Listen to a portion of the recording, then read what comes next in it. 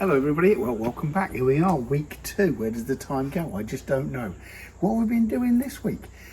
Saw you last on the Sunday.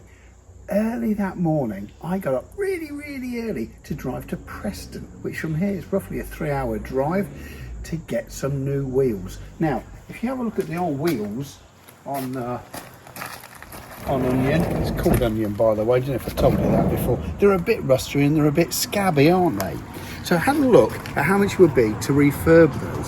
So we were looking at roughly £30 to have them shot blasted and another 30 quid to have them stove enamelled. That's each. So what we're looking at there, 120, 200 odd quid. So met this lovely bloke called Harry. These were on Facebook. And I went and got 4 refurbished wheels with tyres on, 125 quid for the lot. So absolutely delighted with those, I've got to tell you. I'm not going to put them on yet, obviously. We're going to wait for it to get a bit further down the line before we do that. But it's a little piece in the jigsaw, isn't it? Something else I want to show you. We've got the sun visors up here. Now they're held in place with a little, well, bracket on one end, and on the other end should be a little thing that holds it in place. Now that one's missing completely on there, and it's been held down with a little hook. Now this one was there until my wife decided to break it. Well, I got it and glued it back together, and that's basically what it looks like. And the idea is this thing slots over there and then screws up into there. Can I buy any of these? No, I cannot. So you might recall last week we spoke a little bit about making things with a 3D printer. So what we decided to do was have a go at making these. And there we are, look. That's the original. They're the new ones. 2 to replace the other one there. Absolutely brilliant, and I think they cost something like about 5p each to make. So fantastic, absolutely delighted with those. Put some lights in it because there was no internal lights, so we're just going to have a quick look at those as well. And I've hooked these up to the leisure battery. So I've got one here,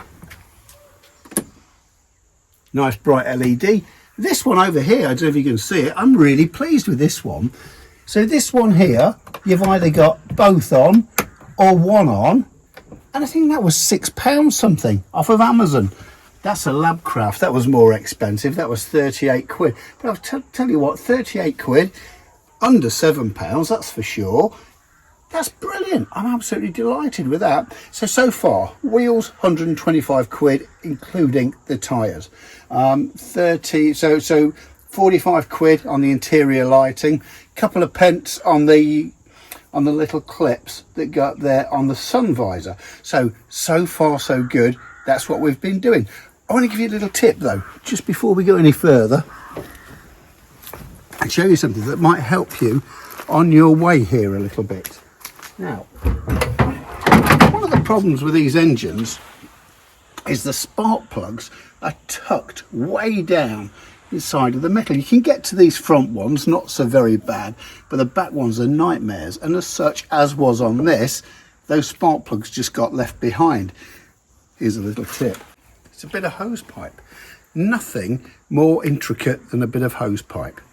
When you pop your lead off and put your spark plug spanner in there, if you then don't take it out all the way, just loosen it, feed this down, pop it over the top of your spark plug.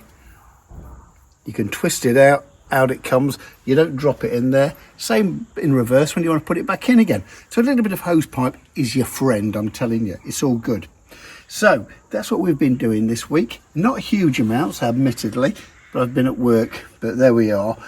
So let's see what's going to happen this week. Tune in next time. Nice to see you.